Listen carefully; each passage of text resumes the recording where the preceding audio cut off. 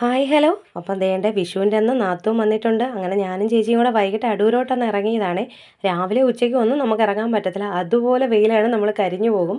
അതുകൊണ്ട് ഞങ്ങൾ വൈകിട്ടാണ് ഇറങ്ങിയത്. പിന്നെ വിഷുവിൻ്റെ അന്ന് ആയതുകൊണ്ട് ഭയങ്കര തിരക്കുമായിരുന്നു.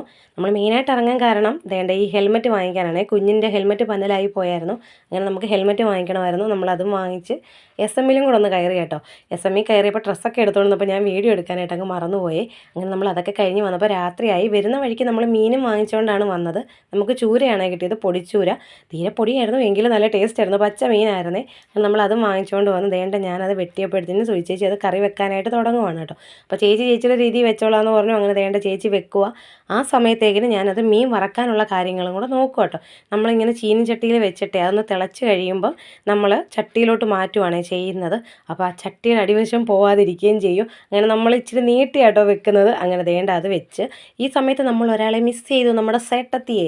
ചേച്ചി വീട്ടിൽ പോയേക്കുവാണേ, ഉത്സവം ആയതുകൊണ്ട്. അതുകൊണ്ട് ചേച്ചിയില്ലായിരുന്നു. അതുകൊണ്ട് ഈ ഒരു കാര്യം പറച്ചിലിൽ ഒരാൾ കുറവുണ്ട് കേട്ടോ. അങ്ങനെ നമ്മൾ കാര്യമൊക്കെ പറഞ്ഞു കഴിഞ്ഞപ്പോൾ വേണ്ട മീനും വറുത്ത് സെറ്റായി. കുഞ്ഞിന് ചോറ് കൊടുക്കാനായിട്ട് തുടങ്ങും കേട്ടോ. അപ്പോൾ അവൾ വേണ്ട ഈ കഷ്ണങ്ങളൊന്നും കഴിക്കത്തില്ല. ആ ചാറാളിന് തോനെയും വേണം കേട്ടോ. അതും കൂട്ടി അവൾ കഴിക്കുവാണ്. ഞാൻ എങ്ങനെയുണ്ടെന്ന് ചോദിക്കുക. എന്നും ഞാനല്ലേ പറയുന്നത് കൊള്ളാമെന്ന്. അപ്പോൾ കുഞ്ഞ് പറയുക കൊള്ളാമെന്ന്. അങ്ങനെ നമ്മൾ അതൊക്കെ കഴിഞ്ഞ് ചെയ്തപ്പോൾ 11 മണിയായപ്പോഴത്തേക്കും ഷാൻചേട്ടൻ വേണ്ട അൽഫാമും കൊണ്ട് വന്നിട്ടുണ്ടായിരുന്നേ. നമ്മുടെ എല്ലാവരെയും വയറ് നിറഞ്ഞിരിക്കുവാന്നേലും അമ്മ ഒഴിച്ച ബാക്കി ഞങ്ങളെല്ലാവരും ഇത് കഴിച്ചു കേട്ടോ.